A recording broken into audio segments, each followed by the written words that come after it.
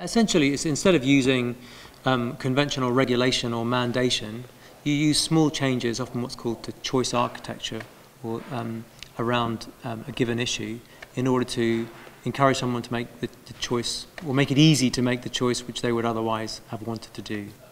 One that's attracted a lot of attention is on just changing letters for people who haven't, paid their tax, and introducing a simple extra one line which tells them that most other people in their area have already paid their tax, leads to a 15 percentage point increase in the amount of tax paid. So it costs almost nothing to make the change. It's very effective, and actually it's probably nicer. It's nicer than a more, if you like, threatening letter. It's a nice way to ask people to pay. Well, there's a long strand of thinking which essentially is about an evidence, frankly, that how people make decisions. They're not what's sometimes called rational economic optimizers. We use shortcuts in our thinking, and that makes us vulnerable sometimes to making a decision which we subsequently regret. So there's lots of reasons why people are interested in it, partly because it means that some policy has not worked out in the way that people intended because of this sort of misunderstanding.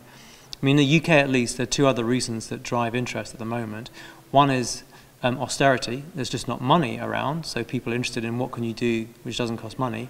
And the other is that, generally speaking, you've got an administration which is trying to find deregulatory ways of doing things, so not regulation, not mandating.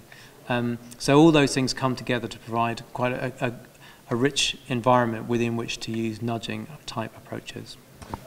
We've certainly found that it seems to be applicable on many areas of domestic policy. So we've been using this in relation to health, economic growth, fraud and error, crime, green issues. I mean, almost anything you can think of tends to have a strong behavioural component, and so has some kind of applicability.